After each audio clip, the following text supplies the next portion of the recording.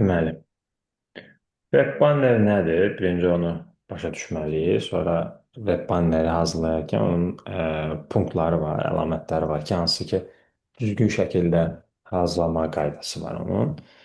Ə, web banner ümumiyyətlə reklam kampanyalarında işlədilir, yəni sayt daxilində işlədilir. Yəni o saytlara daxil olursa, tutaq ki, məsəl üçün, tabletdə tutaq ki, daxil oldunuz. Buradan məsəl üçün web banner çıxar, məsələn, bax çıxdı. Bu bir web bannerdir.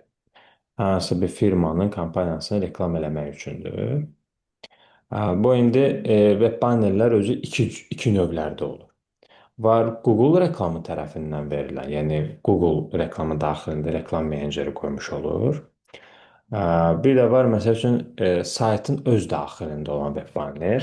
Məsələn, tutaq ki, freebik.com-dur. Məsəl üçün bu web bannerdir.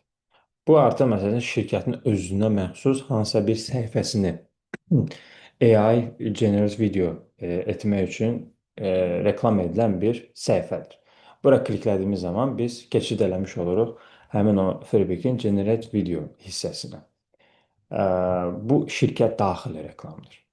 Bunlar isə artıq Google AdSense daxilindən verilən reklamlardır. Bunlar da web bannerə getmiş olur. İndi bunu məsələn hərəkətli versiyaya gətirmək olur, hərəkətsiz versiyaya gətirmək olur. Qrafik dizayner hərəkətsizini yığır, motion dizayner isə bunu hərəkətə məsəl üçün gətirə bilər. Və ola da bilər, olmaya da bilər. Yəni hərəkətsiz də olur, hərəkətli də olur, fərqi yoxdur. Başqa firmanı reklam məsəl üçün eləmək olur səhifədə və yaxud da öz səhifənizi reklam eləmiş olursunuz, saytınızı reklam eləmiş olursunuz. Hansısa bir səhifəniz, yəni şirkətin hansısa bir səhifəsini reklam eləmiş ola bilirsiniz. Web banner diqqət eləyəndə ilk birinci pozisiya məqsədinizi müəyyən etməlisiniz. Yəni məqsəd nədir burada? Yəni banner hansı məqsəd üçün hazırlanır? Yəni reklam xarakterlimi, yəni satış və yaxud da kampaniyamı reklam eləmiş olursunuz. Bütün məqsəd orada yatmış olur. İkinci tanıtım məqsəd də ola bilər. Yəni brendinizin tanıtmaq üçün bunu web bannerinizi hazırlaya bilərsiniz. Yəni yönləndirmə məqsəd də ola bilər. Sayta keçid, məsəl üçün səhifəyə keçid, buradakı kimi və ya da burada kliklənir və Azerselin səhifəsinə keçid eləmiş oluruq. Yəni qeydiyyat məqsədli də ola bilər, hansısa bir qeydiyyata meyləndirmək üçün olmuş ola bilər. Bunu öncədən təyin eləməlisiniz. Yəni bu məqsədi müəyyənləşdirmək üçündür. Məsələn, tutaq ki, 50% endirimdir, yalnız bu həftə. Bu artıq bu reklamın məqsədi satışa artırmaq üçündür. Yəni sloqanınızla, web bannerdə qoyacağınız button vasitəsilə, bu button getmiş olur. Bir rectangle çəkirsiniz. Ancaq rectangle olur web bannerlərdə. Yəni dairəvi buttonlar olmur. Üçbucaq dairə belə bir şey olmur. Ya kvadrat olur, daha doğrusu düzbucaqlı olur. Qıraqları yumşaq ya da sərt şəkildə edə bilərsiniz. Və içinə yazacağınız maksimum 3 söz ola bilər ya da 2 söz olmalıdır. Çox vaxt 2 və yaxud da 1 söz olmuş olur batının içərisində. Batının içərisində yazacağınız söz qıraqlarda boşluqda olmalıdır. Yəni nəfəs almalıdır. Tam da düzbucaqlı boyda olmalı deyil. Yəni qıraqlardan nəfəs alıcı dərəcədə balaca şəkildə yazmış olur. Bu təşviq etmək üçündür. İkinci, ölçünüzü düzgün seçməlisiniz. Web banner design size yazsaz, müxtəlif cür ölçülər gəlmiş olur. Burada da web bannerlərin ölçüləridir. Yəni LED board var 728-in 90-a bu tipli ölçüdür. Medium rectangle'lar var 300-ün 250-dir. Əslində şablondur ölçüləri. Yəni ən çox istifadə edilən ölçülər LED boarddur 728-in 90-adır. Medium rectangle'dır 300-ün 250-yədir və ya da 300-ün 50-yə də ola bilər, 350-nin 280-də də ola bilər, 300-ün 250-yə də ola bilər. Sonra skyscraper'dır. Bu 160-ın 600-ədir. belə balaca ölçülər olur, belə bax balaca sayt daxilini yerləşdirmək üçün. Mobil və bannerlər olur, yəni 350-yə 350-yə ölçülərində olmuş ola bilər. Burada tapmaq olar. 320-nin 50-yə daha doğrusu. Bu şeyə görə dəyişmiş olur. Yəni sosial media cover banneri kimi hazırlaya bilərsiniz. Facebook, Instagram, YouTube ölçüləri üçün də fərqli ola bilər. Sayt daxilində də yəni hazırlamağınız üçün də ölçülər dəyişmiş ola bilər. Yəni bu ölçülər, onsuz da bir dənə ölçüdə hazırlaya bilsəz, ən çətini 728-in 90-adır. O ölçüdə hazırlaya bildiyiniz təqdirdə digər ölçüləri də avtomatik hazırlaya bilirsiniz. Dəyişən sadəcə, baxın, nümunə kimi göstərim məsəl üçün. Baxın, burada eyni dizaynı müxtəlif ölçülərə salırlar. Amma fikir verin, məsəl üçün, bu ölçüdə yazılar böyükdür. Burada vizual şəkil qoyurlar. Yəni, burada image, vizual şəkil olmuş olur. Kvadrata dönən zaman, görürsünüz, font dizaynı dəyişməyə başlayır. Yəni, yerlər dəyişir də, sadəcə ölçülərdə yerlər dəyişir. Ölçüyə uyğun adaptasiya etmiş olursunuz.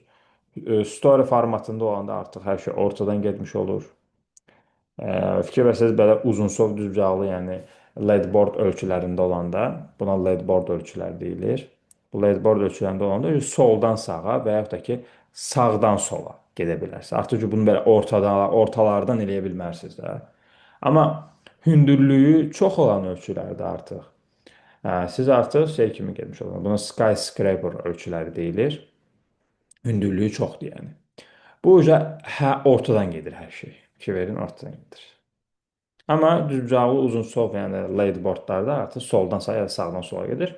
Adi mobil bannerlər kvadratik olanlarda isə elə sosial media posteri kimi hazırlaya bilərsiniz. O da ortalardan çox vaxt getmiş olur və ya da bunu da poster kimi soldan sağa, diaqonal, sosial media posteri kimi də eləyə bilərsiniz. Yəni 3 primitiv şablonlardır sadəcə. Yəni burada özünüzdən xüsusi bir şey fikirləşmirsiniz. Bu standart şablon kimi getmiş olur. Ona uyğun adaptasiya eləmiş olursunuz vəziyyətinizi. Məsələ cəlbedici başlıq olmalıdır. Diqqət edəcəyiniz nüans cəlbedici başlığınızın olmasıdır. Buna görə bir sözünüzü çox fərqləndirəcək şəkildə böyük bir hissəyə və yaxud da rəng verərək və yaxud da xüsusi bir font dizaynı verərək cəlbedici başlıq verməlisiniz. Qalanlarını isə məsələn o birlərindən cəlbedici başlıqdan fərqləndirərək seçərək hazırlamalısınız. Yəni hamısını belə eyni fontda eləyərək gedə bilməzsə, görürsünüz, burada prime sözünü fərqli eləməyə çalışırlar. Pro Max-ı fərqli, altdakı next generation fashion-ı ayrı bir tərzdə eləməyə başlayıblar. Yəni burada məqsəd yəni Word kimi yaza bilmərsiniz, posterdəki kimi. Fərqləndirə gəzər. Bilin ki, posterdəki font dizayn biliyiniz bura köçürülmüş olur. Eyni fontda yazsanız, eyni tərzdə yazsanız, eyni rəngdə yazsanız, bu web banner uğursuz sayılmış olur. Yəni, fərqləndirəcək bir nüanslar eləməlisiniz ki, o hansısa bir-iki dənə söz seçilmiş olsun. Qısa və diqqət çəkici eləməyə çalışmalısınız. Qısa və diqqət çəkici olmalıdır mütləq şəkildə. Yəni, uzun-uzun sözlər, cümlələr yaza bilmərsiniz. Fəal sözlərdən istifadə eləməlisiniz. Məsəl üçün, kəşf et, qazan, endirimdədir, indi al, sərfəli qiymətə, belə tipli fəal sözlərdən məsəl üçün istifadə edə bilərsiniz. Bunun həm ingilis dili tərəfi də aiddir. Yaxşı vizual seçməlisiniz. Keyfiyyətli vizuallar seçməyə çalışmalısınız. Yüksək keyfiyyətli şəkil olmalı. Çünki web bannerin ölçüsü balacadır və web bannerlər ancaq Illustrator proqramında hazırlanılır. Və onu şəkil kimi çıxartmaq olmaz. O PDF kimi çıxarılır. Və yaxud da ki, veb saytı yerləşdirəndə SVG faylı ilə çıxardılmış olur. Yüksək keyfiyyətli şəkil olmalıdır və yaxud da illüstrasiyalar çəkə bilərsiniz, illüstrasiyalar istifadə edə bilərsiniz. Brendə uyğun rəng palitrası olmalıdır, həmişə kimi, yəni posterdəki nəzəriyyə burada aiddir. Yəni brendin rəngində göy rəng yoxdur, siz göy rəng eləyə bilmərsiniz. Amma alternativlər ağ, qara, boz bunlar daxildir. O baxımdan problem yoxdur yəni. O alternativlər bütün brendlərə aiddir. Amma brendinizin rəngini nümayiş etdirməlisiniz. Ya backgroundunuzun hissəsində və yaxud da ki, font dizaynınızda, backgroundda istifadə edilən hansısa bir buttonda, buttonda burada biraz fərqli button qoyublar. Əslində bu button köhnə buttondur, belə tərzi buttonlar çox da istifadə edilmir. Daha sadə buttonlara üstünlük verilir. Daha sadə buttonlar şəklində edilməlidir. Make clip masklarınızı burada eləyə bilərsiniz. Flyerdəki beliefs bura köçürülmüş olur web bannerdə. Dizayn bir-birinə əlaqəlidir, yəni. Ona görə məsəl üçün flyer yaxşı işləyirsə, flyerdəki belief web bannerə köçürüləndə web banneri də avtomatik yaxşı işləyə bilərsiniz. Posteri yaxşı işləyirsə web bannerdə də, yəni yaxşı işləmiş olacaqsınız. Posterdəki biliklərdən font dizaynıdır, vizuallardır, ideyalardır, web bannerə köçürülür. Make clip masklardır, səliqə səhmandır, flyerdəki vizit kartdakı bilik köçürülür. Yəni, belə bir şəkildə əlaqələndirilmə var, yəni ümumi hissə kimi götürüləndə. Yəni şəkli sadəcə belə bir dənə yapışdırdınız, qoydunuz, o tipdə eləmirsinizsə, ətrafına maraqlı fiqur, elementlər, detallar, yəni estetikaya önəm verməyə çalışmalısınız. Kontakt hissəsi bəzən köçürülür web bannerlərə, mobil nömrə, veb-sayt, ünvan bəzən olmuş ola bilir. Bu tiplərdə fərqləndirici şəkildə eləmiş olursunuz. Make clip masklar çox istifadə edilir web bannerdə. Hal-hazırda gördüyünüz kimi də bir şəkilləri vizualın daxilinə yerləşdirilir. Amma sadəcə vizualın daxilinə yerləşdirilib bitirməklə eləməməlisiniz. Ətrafına maraqlı bir detallar, fiqurlar, yəni o make clip maskınızın özünü bir maraqlı bir fiqura çevirməyə çalışmalısınız. Brushlar istifadə edə bilərsiniz web bannerinizdə. Brushlar vasitəsilə gedə bilərsiniz. Yəni, qısacası, vizualınızı şəkil kimi sadəcə qoydunuz, qutardınız, o tipdə eləməməlisiniz.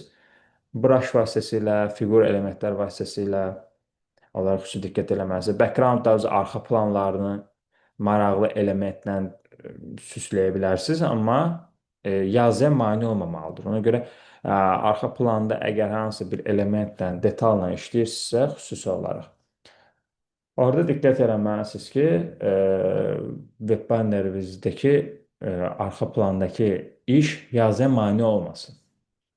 Ona görə opacitysini azaltmağa çalışmalısınız mütləq şəkildə.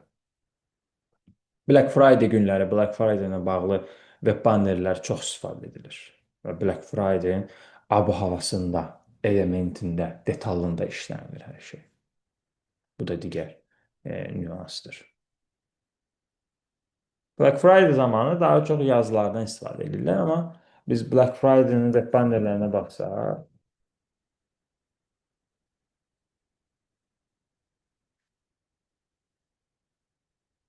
yəni vizual şəkillər də bəzən görə bilirik. Amma burada məsələn font dizaynı uğursuzdur. Yəni bir estetika yox, yəni iyrənc bir vəziyyətdə durub və font dizaynı. Yəni, baxanda da belə tipli nümunədən qaçmalısınız, belə tipli nümunəyə baxmamalısınız. Yəni, belə işlərə baxmağa çalışmalısınız. Vacib deyil yazıları eyni bucaqda yazasınız. İdeyalar fikirləşməyə çalışın. Bucaqlarını dəyişdirməyə çalışın. Yazını üst-üstə yazmağa çalışın, fərqləndirməyə çalışın. Bir fontu digər fontu ilə. Belə tipdə, məsəl üçün, Black Friday-in bildirəcək hədiyyə qutuları qoyurlar. Çox vaxt yazıdan ancaq ibarət olur Black Friday. Yəni bir etiket, endirim etiketləri. Ən çox da endirmə üstünü verilir. Yəni məqsəd bəlli olmalıdır. Yəni onu ilk başda dedim, məqsədinizi təyin etməz. Məqsədinizi təyin etməmiş ümumiyyətlə heç bir dizaynınızı hazırlamağa başlamamalısınız. Yəni o hiss olmalıdır hansı məqsədlə hazırlayırsınız, o xüsusiyyət nədən ibarətdir. Dəvət edici istiyalarınız olmalıdır. Buna call to action deyilir. Bu ümumiyyətlə sosial media postlərləri, web bannerlərdə, flyerlərdə də ən çox istifadə edilən call to actionlardır. Yəni indi al, ətraflı bax, qeydiyyatdan keç, endirimi qaçırma kimi ifadələr, iki sözdən maksimum ibarət olması məsləhət görülür. Yəni bunlar da button hissəsinə qoyulur. Bu call to action'dır. Yəni təşviq etmə. Və həmişə də CTI düyməsi, artıq bu button həm də CTI düyməsi sayılır. Bunu elə eləməlisiniz ki, bu rəng və ölçü baxımından seçilməlidir, fərqlənməlidir.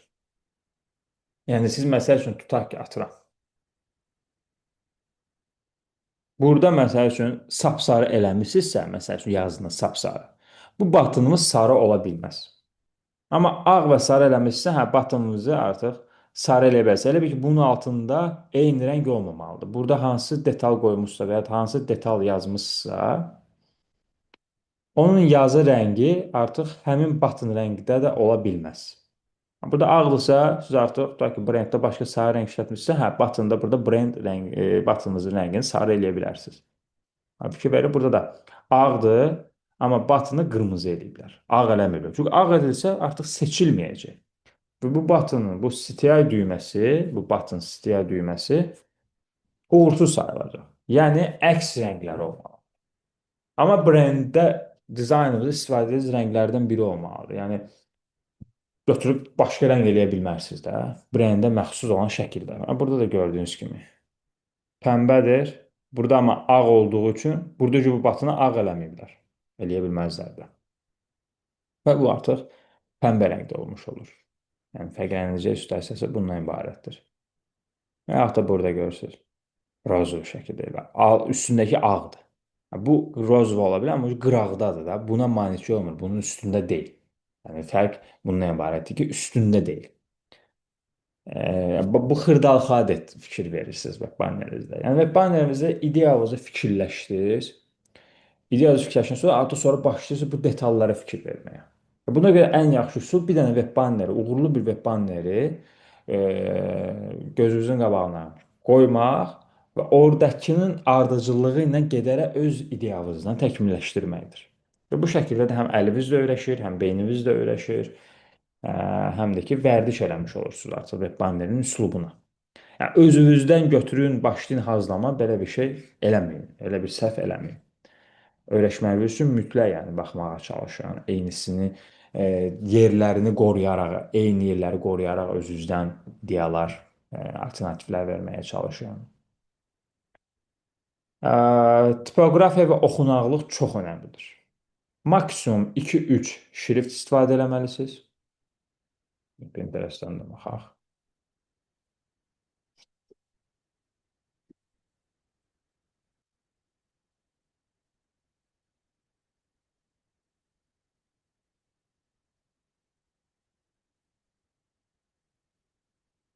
Maksimum 2-3 şriftdən istifadə etməyə çalışmalısınız. Çox çox da ümumiyyətlə istifadə etməyə çalışmayın. Cümləvizə sözlər daha səliqəli və daha rahat dizayn verə biləsiniz deyə bunlardan daha məsləhətdir 2-3 şrift istifadə etməyiniz. Böyük başlıqlarınız oxunaqlı olmalıdır. Alt mətninizi tarazlaşdırmalısınız. Artıq sadə font, nazik tipdə fontlar olmalıdır, alt mətnlər. Rəng kontrastına fikir verməlisiniz. Bu alt başlıq ayrıca şrift istifadəsi sayılır. Maksimum 2-3 şrift deyəndə başlığa aiddir. Yəni başlıqlarda maksimum 2-3 şrift istifadə etməlisiniz. Amma sonra öyle məsələn açıqlamalar falan orada da artıq 2-3 sözdən ayrı istifadə etməlisiniz. Ümumilikdə web bannerdə 5-6 dənə sözdən ibarət cümləniz olsa yetərlidir. Həm dizayn vermək üçün, həm maraqlı vizuallarınız üçün yer qalması üçün, həm batınınız üçün yer qalması üçün, yəni bunu batınınızın da olduğunu, call to action hissəvizin də olduğunu nəzərə almalısınız. Bu hissə də çox önəmlidir. Rəng kontrastınıza fikir verməlisiniz. Yəni oxunaqlı olması üçün bu çox önəmlidir. Yəni rəng backgroundlarınızı eləməlisiniz ki, yazılı rəngləri itməsin. Yəni yazı rəngləri itsə, yox. Web banneriniz uğursuz oldu. Yəni qırmızı qırmızı eləmişsinizsə, tutaq ki, backgroundunuzu, qırmızı eləmişsə backgroundunuzu, siz artıq götürüb qırmızı üstündə qara qoya bilmərsiniz. Yəni, qırmızı qara ilə uyumlu deyil. Ağla getməlisiniz qırmızının üstündə. Yəni bu uyumluluqlara diqqət eləməyə çalışmalısınız mütləq şəkildə. Uyumsuzluq oldusa sövcü apar tulla web banneri. O dərəcə bir situasiya var.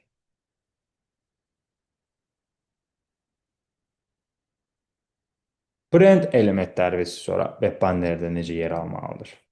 Yəni brend elementləri loqodur, rəng palitrası oldu, font oldu. və bunlar brendə uyğun olmalıdır.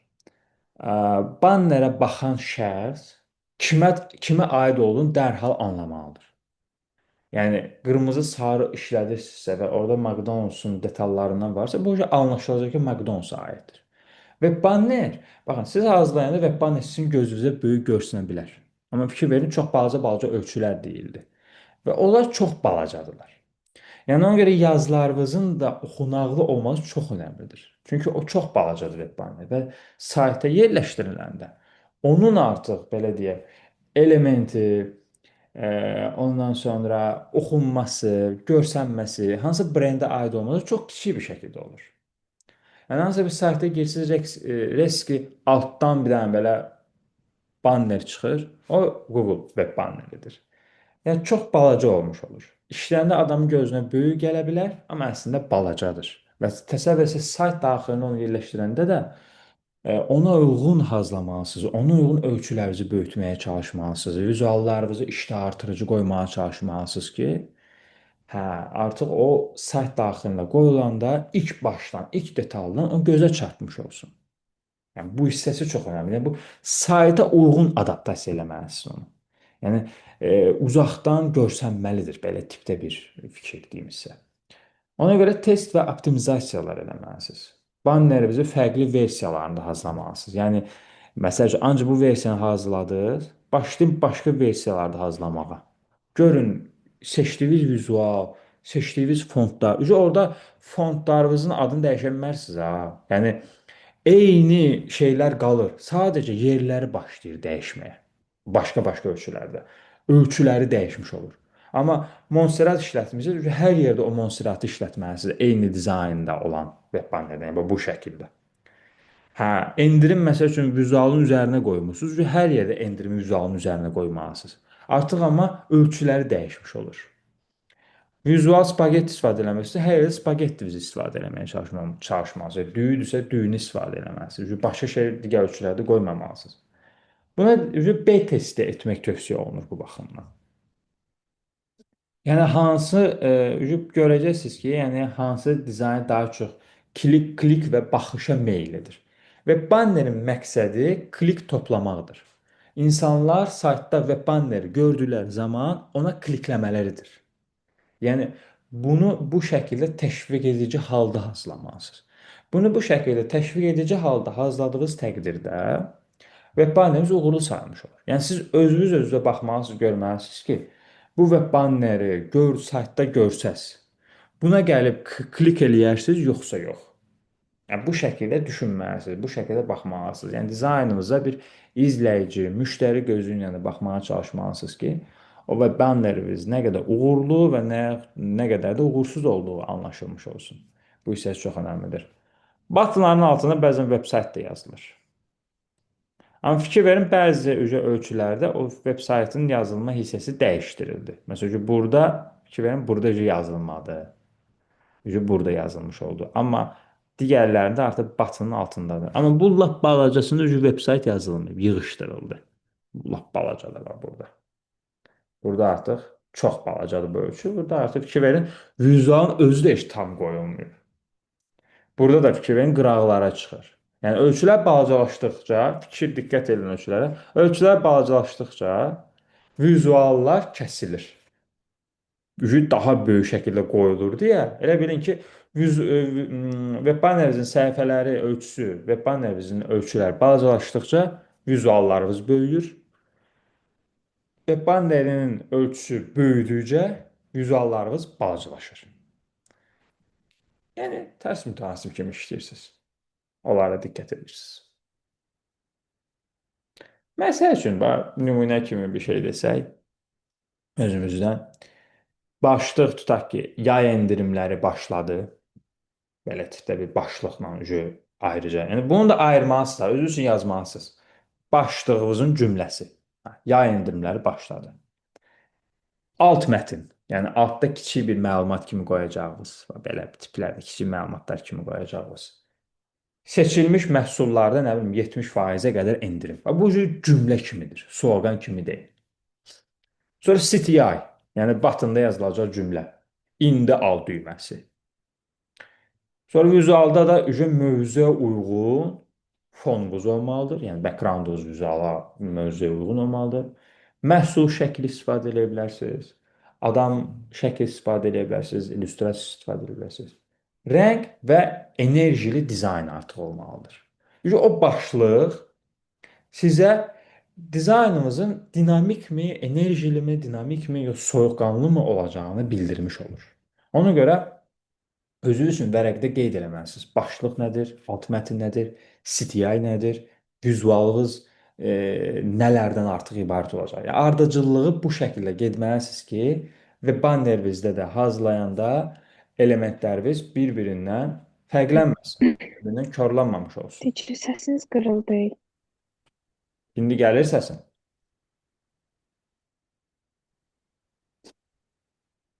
Gəlir səsin.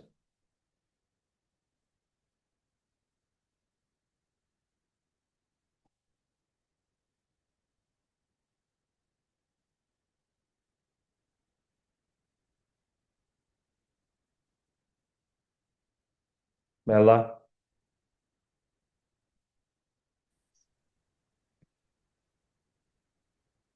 Bəli, nəsə bir Zoom-dan çıxdı. İndi gəlir, normaldır. Səsim gəlir? Bəli, bəli.